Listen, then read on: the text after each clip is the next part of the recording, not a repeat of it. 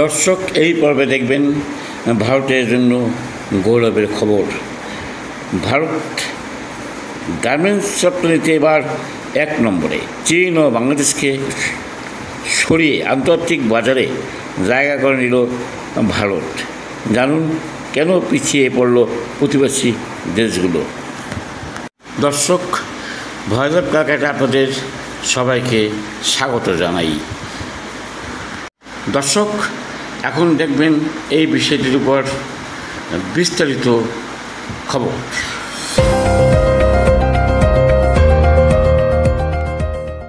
সুপ্রিয় দর্শক, আপনারা দেখছেন ভয়েস অফ ক্যালকাটার পরিবেশনা। বিশ্বের গার্মেন্টস বাজারে বড় চমক। বহু বছর ধরে চীন এবং বাংলাদেশ যেখানে একচ্ছত্র আধিপত্য দেখিয়ে এসেছে, সেখানে এবার বাজিমাত করল ভারত। 2025 সালের মে মাসে ভারতের পোশাক রপ্তানির পরিমাণ বেড়েছে 11.3%। আর এই পরিসংখ্যান স্পষ্ট করেছে গার্মেন্টস রপ্তানিতে নতুন রাজা এখন ভারত।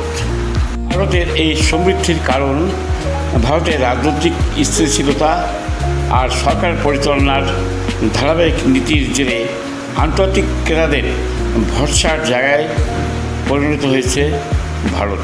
পশ্চিমের দেশগুলোর নামী ব্র্যান্ডরা এখন ভারতকেই প্রাধান্য দিচ্ছে। এই ক্ষেত্রে বাংলাদেশ ও চীন পিছিয়ে কেন? কারণ বাংলাদেশে শেখ হাসিনার পতনের পর থেকে রাজনৈতিক অস্থিরতা শুরু হয়েছে।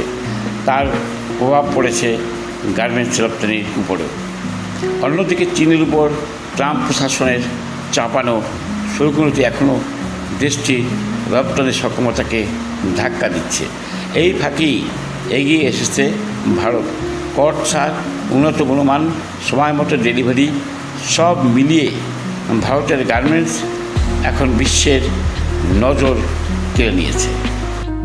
ওদিকে পাকিস্তান তো এই দলে অনেক আগেই ছিটকে পড়েছে। 2024 সালে তারা মাত্র $24 বিলিয়ন পণ্য রপ্তানি করেছে, যেখানে ভারত শুধু পশ্চিমের বাজারেই $10 বিলিয়ন মূল্যের পোশাক রপ্তানি করেছে। এদিকে ভারতের তুলোর চাহিদা প্রভাব বৃদ্ধির ফলে ভারতের তুলোর চাহিদা রেকর্ড মাত্রায় পৌঁছেছে। 2024 অর্থবর্ষে তুলো আমদানি বেড়ে দাঁড়াতে পারে 3.3 মিলিয়ন, যেখানে আগের বছর তা ছিল 1.52 মিলিয়ন। ফলে ভারতের বাজারে তুলোর দামও চড়া। পরিশেষে বলা যায় গার্মেন্টস রপ্তানিতে ভারত 1 নম্বরে। চীন বাংলাদেশকে পিছনে ফিরে বিশ্ববাজারে মোদী সরকারের বড় জয়।